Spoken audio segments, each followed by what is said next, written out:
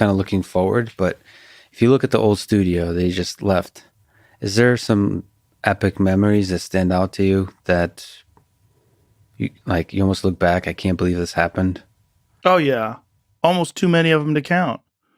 Is there something that Yeah, pops into mind now? all of them. Elon Musk blowing that flamethrower in the middle of the hallway. I got a video of that. Have you ever seen the video of it? Yeah. I think you Yeah, posted on Instagram. I think I did too. Yeah, he's a madman.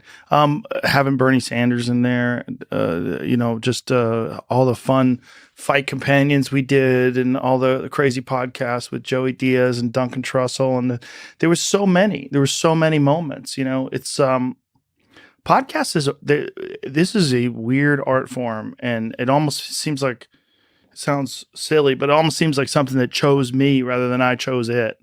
I think of that all the time in some strange way. It's like I'm showing up as like an antenna, and I just plug in and twist on, and then I take in the thing and I put it together, and I'm like a passenger of this weird ride. Yeah, I think you've talked about this before. I really like this idea of that human beings are just carriers of these ideas. And, Yeah, like, ideas are the ones who are breeding. So in yeah, a sense, like the idea found you as a useful brain to use to spread itself through the podcasting medium.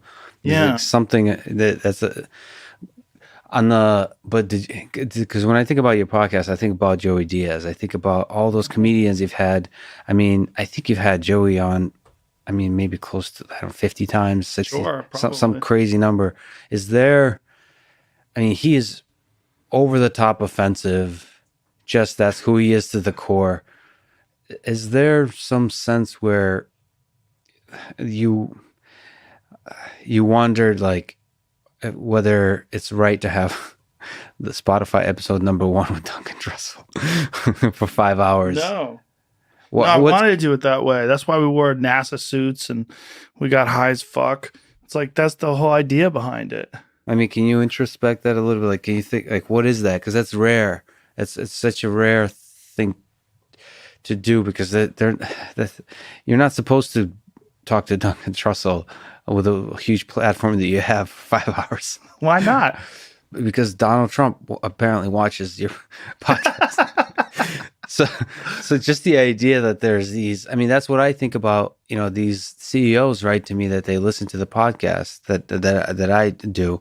And I have somebody like a David Fravor, and I was nervous about it. I was nervous to have a conversation. For me, David Fravor is a Duncan Trussell, which is like, Just because of his experiences with UFOs. yeah, Yeah. just the way he sees the world, because he is open. I don't know if he's always like this, but he opened himself to the possibility of unconventional ideas. Most people in the scientific community kind of say, well, I don't really want to believe anything that doesn't have a lot of hard evidence. Right.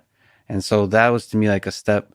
And as the thing somehow becomes more popular, there becomes this fear of like, well, should I talk to this person or not? And I mean, you're an inspiration in saying like, do whatever the hell you want. You have to. Well, first of all, I have what you call fuck you money. And if you have fuck you money, you don't say fuck you. What's the point of having the fuck you money? You're wasting it. Like you're wasting the position. Like someone said to me, like, why do you like sports cars so much? Like, how many cars do you have? A bunch of cars. So because if I was a kid and I said, hey, if I was that crazy rich famous guy, like I would want to have a bunch of cool fucking cars. Like so I would do that. Like because not everybody gets to do that. Like if you're the person that gets to do that, you're kind of supposed to do it. Like that's if you want to, if that really does speak to you. And I've talked to you about this before. But muscle cars, specifically ones from the 1960s and the early 70s, they speak to me in some weird way, man. I could just stare at them. Like I have a 65 Corvette. I walk around it sometimes at night when no one's around. I just stare at it. What's your favorite muscle car? Like what's your most badass late 60s?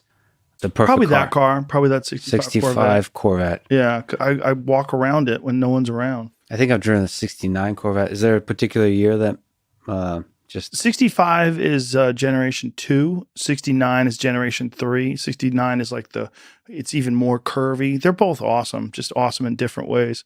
But I just love muscle cars for whatever reason. But the point is, like, I like what I like, And if I can do what I want to do, I should do what I want to do. And it's not hurting anybody. And the thing is, like, I would do the Duncan podcast if no one was listening, right? Right. If we were just starting to do a podcast together and no one cared and it got like 2,000 views, which we did for years, for a long time. Yeah. I would do it with Duncan and we would get high.